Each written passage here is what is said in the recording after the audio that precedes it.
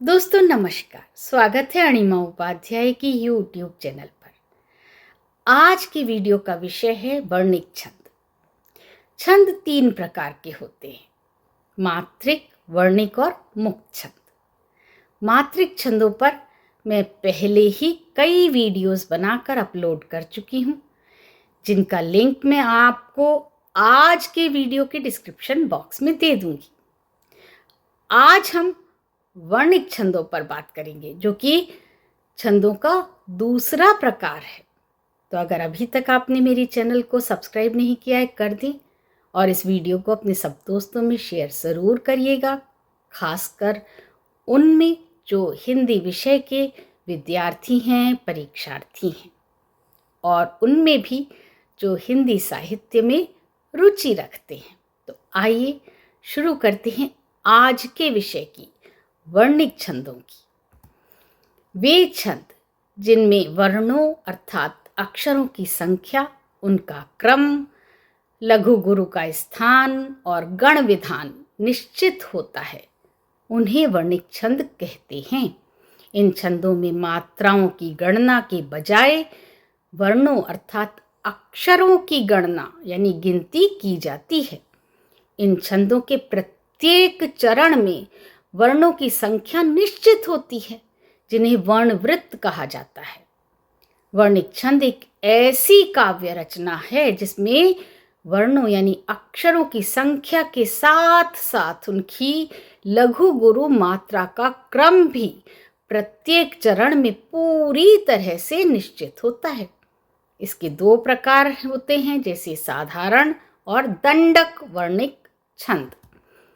वर्णों की संख्या के आधार पर वर्णिक छंदों का वर्गीकरण साधारण और दंडक वर्णिक में कैसे किया गया है, आइए इसे भी जानेंगे। साधारण वर्णिक छंद किसे कहते हैं, पहले ये समझ लें। इनके प्रत्येक चरण में 26 वर्णों तक की संख्या निश्चित होती है, जैसे सवैया, मालिनी, इंद्रवज्रा, द्रुत विलंबित आदि। तो वहीं दंडक वर्णिक कौन से छंद होते हैं? 26 से अधिक वर्णों वाले छंदों को दंडक वर्णिक छंद कहते हैं, जैसे घनाक्षरी। साधारण वर्णिक छंदों के भी कई भेद हैं, प्रमुख हैं समवर्णिक छंद, अर्ध समवर्णिक छंद, विषम वर्णिक छंद और मिश्र वर्णिक छंद। साधारण छंदों को आम तौर पर समवर्णिक छंद भी कह देते हैं। अब हम वर्णिक छंदों की विशेषताओं पर गौर फरमाएंगे। वर्ण, गण और ध्वनि संयोजन ये महत्वपूर्ण अंग होते हैं वर्णिक छंदों के। वर्णों की निश्चित संख्या। वर्णिक छंद के प्रत्येक चरण में वर्णों की गिनती समान होती है, जैसे 12, 16, 24 आदि, जबकि मात्राएं भिन्न यानी अलग हो सकती हैं। गण विधान। वर्णिक छंदों में 3 अक्षरों यानी वर्णों के समूह को गण कहते हैं। इन्हीं के आधार पर गुरु लघु अर्थात मात्रा का क्रम निर्धारित होता है। गणों की संख्या 8 होती है। ये 8 गण य, म, त, र, ज, भ, न एवं स हैं। इन्हें यगण, मगण, तगण, रगण, जगण, भगण, नगण और सगण भी कहते हैं। गणों को याद रखने के लिए जिस सूत्र का उपयोग किया जाता है वो है यमाता राजभान सलगा। इस सूत्र को याद कर लीजिएगा। शब्दों और ध्वनियों का संयोजन भी महत्वपूर्ण है। वर्णिक छंदों में शब्दों और ध्वनियों का संयोजन ऐसे किया जाता है कि वो गेय यानी गाने योग्य कविता बन जाए और सुनने में भी ऐसी कविता मधुर लगेगी। अब जरा गण सूत्र यमाता राजभान सलगा को भी समझ लेते हैं। ये सूत्र प्रत्येक गण में 3 अक्षरों के समूह लघु गुरु मात्राओं का क्रम निश्चित करता है, जैसे यगण, यमाता, लघु, गुरु, गुरु। मगण मा तारा गुरु गुरु गुरु, तगण ताराज गुरु गुरु लघु, रगण राजभा गुरु लघु गुरु, जगण जभान लघु गुरु लघु, भगण भानस गुरु लघु लघु, नगण नसल लघु लघु लघु, सगण सलगा लघु लघु गुरु। गणों के इसी सही विन्यास से वर्णिक छंद की लय और शुद्धता भी सुनिश्चित हो जाती है। वर्णिक छंद में मात्रा और वर्ण गणना के नियम क्या हैं वो भी समझ लेते हैं। छंद में वर्ण गणना क ख ग जैसे वर्णों को एक गिना जाता है, चाहे उन पर मात्रा हो या ना हो। लघु वर्ण ह्रस्व स्वर अ ई उ री वाले वर्ण लघु माने जाते हैं और इनकी मात्रा एक होती है। गुरु वर्ण दीर्घ स्वर जैसे आ ई उ ए ऐ ओ और औ वाले वर्ण गुरु माने जाते हैं और इनकी मात्रा 2 होती है। संयुक्त अक्षर जैसे क्ष क्षत्रिय का, त्र त्रिशूल का आदि से पहले वाला लघु वर्ण गुरु हो जाता है। अनुस्वार अक्षर जिसके ऊपर बिंदी हो और विसर्ग अक्षर जिसके आगे 2 बिंदियां हों उसे अनुस्वार कहते हैं, विसर्ग कहते हैं।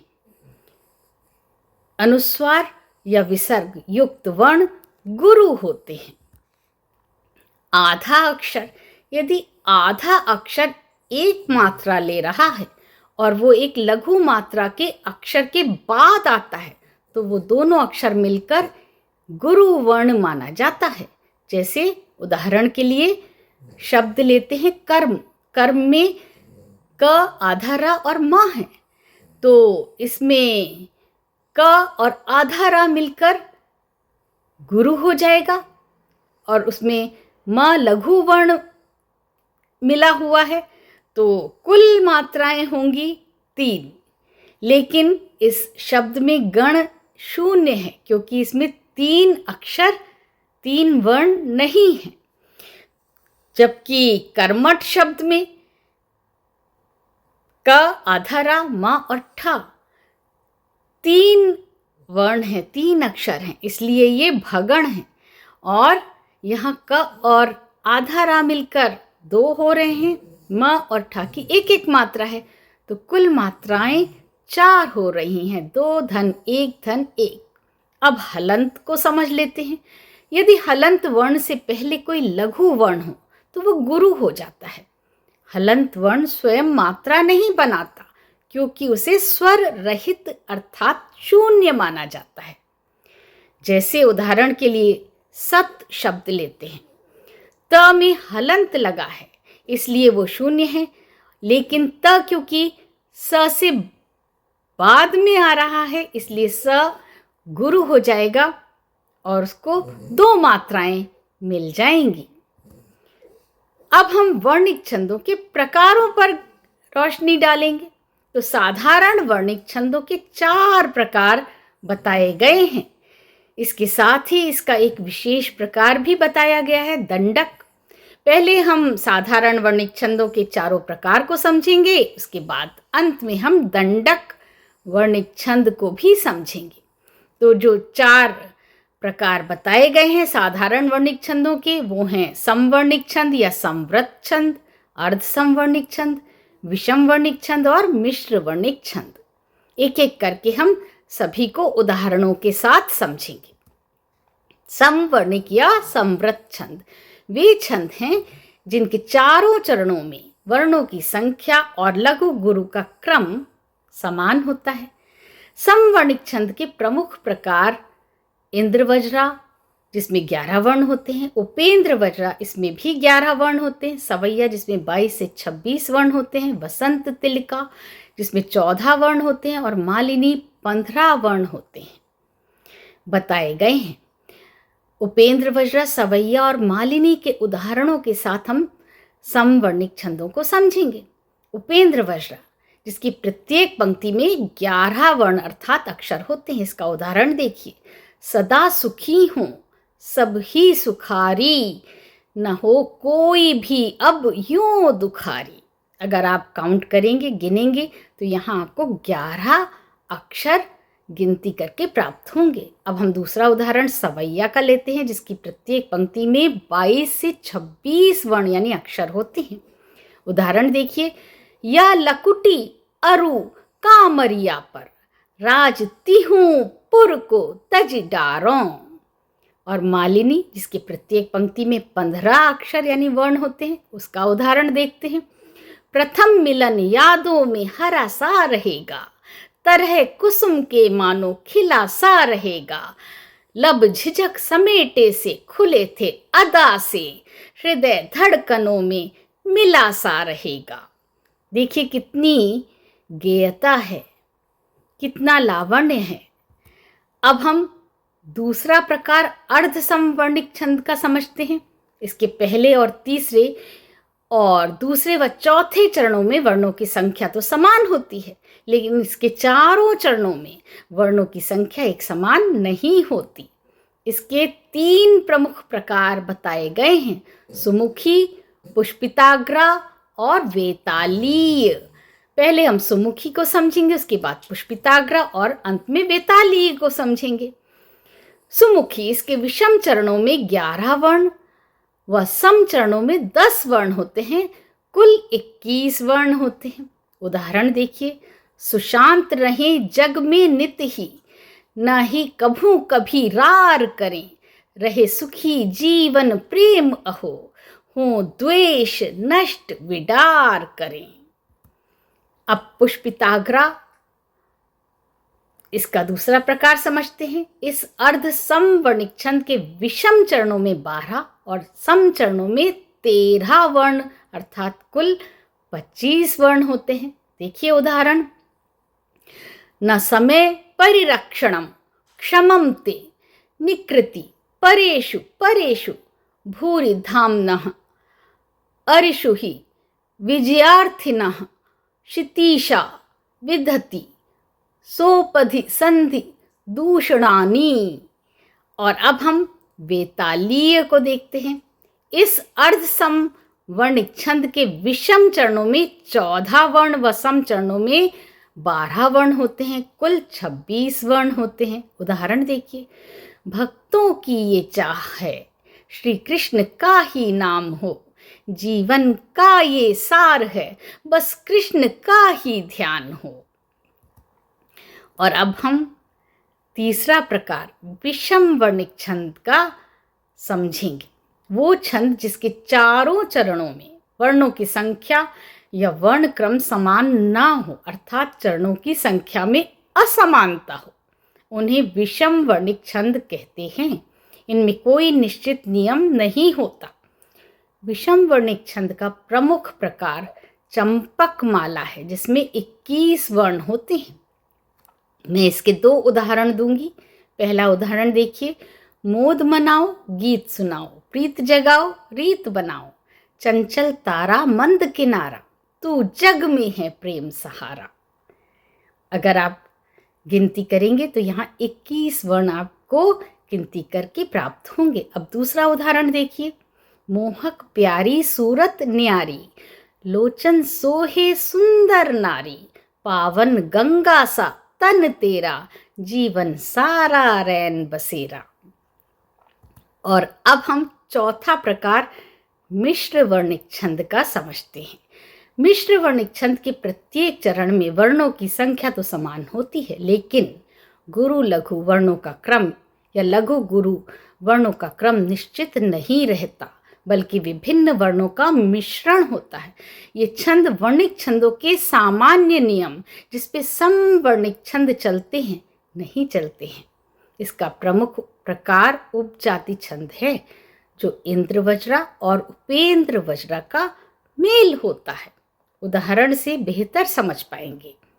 हंसो यथा राजत पंजरस्था, सिंहो यथा मंदर कंदरस्था, वीरो यथा गर्वित कुंजरस्था, चंद्रो अपि बभ्राज तथांबरस्था। इस छंद में इंद्र वज्रा और उपेंद्र वज्रा का मिश्रित रूप आप देख सकते हैं। इसीलिए ये मिश्र वर्णिक छंद का सटीक उदाहरण है। अब हम वर्णिक छंद के विशेष छंद की बात करेंगे, अर्थात दंडक की बात करेंगे। ये वर्णिक छंद का ही विशेष प्रकार या उपभेद है। दंडक उन वर्णिक छंदों को कहते हैं जिनके प्रत्येक चरण में 26 या अधिक वर्ण या अक्षर होते हैं। इसके प्रति चरण 26 वर्णों से लेकर 52 या उससे अधिक वर्ण तक हो सकते हैं। प्रमुख दंडक छंद हैं कवित्त, मनहरण भी इसे कहते हैं, घनाक्षरी, रूप घनाक्षरी आदि। सबसे पहले हम मनहरण कवित्त का उदाहरण लेंगे जिसमें 31 वर्ण होते हैं। उदाहरण देखिए, साजी चतुरंग सैन अंग में उमंग धारी, सरजा शिवाजी जंग जीतन चलत है। ये मनहरण कवित्त का उदाहरण है। अब हम मनहरण घनाक्षरी का उदाहरण देखेंगे। इसमें भी 31 वर्ण होते हैं। नैनों में अंगार भरो, कर में कटार धरो, बढ़ चलो बेटों तुम बैरियों को मारने। धरती भी कहती है, गगन भी कहता है, अब तो हवा भी जैसे लगी है पुकारने। और अंतिम उदाहरण हम रूप घनाक्षरी का लेंगे जिसमें 32 वर्ण यानी अक्षर होते हैं। छनक झन झांझर झनकती, छेड़ एक मल्हार, खन खनन कंगन खनकते, सावनी मनुहार। फहर फर फर आज आंचल प्रीत का इजहार, धड़कने मदहोश पागल नयन छल के प्यार। तो ये था दंडक यानी विशेष प्रकार का वर्णिक छंद। अब हमने सारे छंदों को समझ लिया है जो वर्णिक छंद के प्रकार हैं उदाहरणों के साथ। तो अंत में तो यही कहूंगी कि वर्णिक छंद भारतीय काव्य शास्त्र का महत्वपूर्ण अंग है। इनका उपयोग शास्त्रीय काव्य रचनाओं में भी किया जाता है। इनकी जटिल संरचना और लयबद्धता इन छंदों को विशेष बनाती है। इन छंदों के माध्यम से मधुर भावों की अभिव्यक्ति ओजपूर्ण तरीके से सफलता के साथ की जा सकती है। निसंदेह वर्णिक छंद काव्य के सौंदर्य को निखार कर गेय अर्थात गाने योग्य बनाते हैं। वर्णिक छंद कविता में अनुशासित लयात्मकता, सुंदरता और माधुर्य लाते हैं जो पाठकों और श्रोताओं को मंत्रमुग्ध कर देते हैं। वर्णिक छंद साहित्य की अनुपम कलात्मक कृति है, इसमें कोई संदेह नहीं। तो आज का वीडियो हम वर्णिक छंदों पर यहीं समाप्त करते हैं। अगले वीडियो में हम छंदों के अंतिम प्रकार मुक्त छंद को जानेंगे। तो देखते रहिए और जुड़े रहिए मेरी चैनल से। धन्यवाद।